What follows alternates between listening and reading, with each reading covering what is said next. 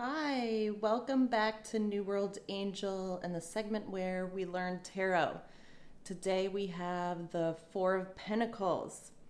The Four of Pentacles is the Sun and Capricorn energy. This is Jupiter, the planet of expansion. And its herbal remedy is cascara bark. So, with the sun's illumination of everything it touches, this card emphasizes your ability to acquire money, power, and influence. Typically, this card shows a king on his throne guarding his four pentacles, and those four pentacles are representative of his spiritual, intellectual, physical, and emotional principalities or states of being.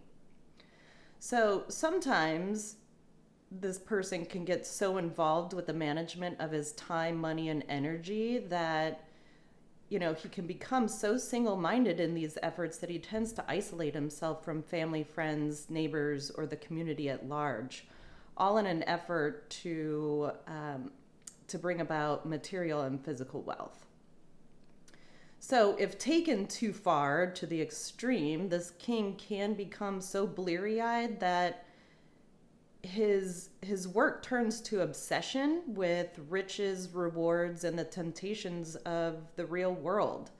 This mentality becomes his devil, so to speak. It highlights the obsessive inclination towards money, power, and protection, regardless of how it's obtained. In this sort of way, it's important to view the cards around this card when it's pulled in a reading. Another way to perceive his isolation is that he's practicing fiscal responsibility, guarding of his resources for protective purposes. So you can think of it as like saving for an emergency fund or just like a rainy day fund, having savings for additional security, or just saving for the benefit of having a savings account or even to benefit children and future generations. In a reading, it can represent a good business mind, appropriate control over material goods and your energy. You can think of this as time blocking in a sort of way. A couple things to ward against would be hoarder's syndrome or being really frugal and cheap. Stinginess can come along with pulling this card. Having a lack mindset even. In the reverse, with the card, the last card on the right there in the Tarot of Oppositions, this card can symbolize money and resources gained in an illegitimate way. So ill-gotten gains, taking from others because of your power or the position that you hold, stealing from the poor to give to the rich type energy, plotting or planning, like credit card scams or even elder abuse can come along with this card. Being worried about how you're going to maintain a certain lifestyle or aesthetic, like putting everything on credit to look a certain way. Being cheap even though you have the money. And as mentioned before, like fraudulent scams such as insurance scams can fall into this. Ponzi schemes even. So regardless, structure and order are needed to retain balance here. There is an inherent readiness to defend oneself and stability when needed.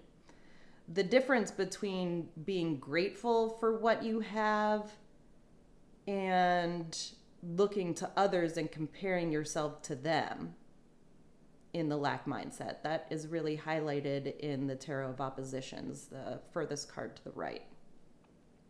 So being grateful versus being jealous or envious of what others have. So the need to ward against immobility or clinging to old ways of being or doing things, outdated tactics, ways of gaining money. Don't be overly concerned with matters of material gain that you don't branch out or try new endeavors. It's like staying in a job you absolutely hate with no future growth possibilities and that you just don't believe anything else is out there for you or that it could suit you better. Staying in one place just for the sake of comfortability and security. It goes hand in hand with potentially having solar plexus blocks or creativity blocks that in turn negatively affect your physical world. Cascara bark is to help alleviate this stagnation and clear away any sort of blockages. This card can certainly represent greed, desire for fulfillment, no matter the means, and or belief that this money will just continue to roll in forever, so even perceived stability. So good questions to ask yourself or the querent if you're reading for somebody are my desires oppressing others? Where is the line between security and greed? What must I protect? What do I need to let go of? Can I relinquish control of a situation and still feel safe?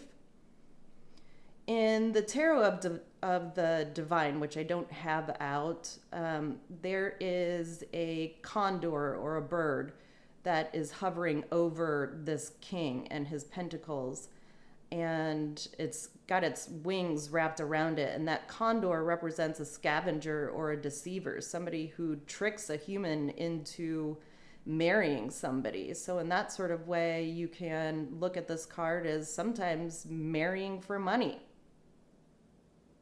So I hope this was helpful as a general overview of the Four of Pentacles, and come back when we learn some more tarot together.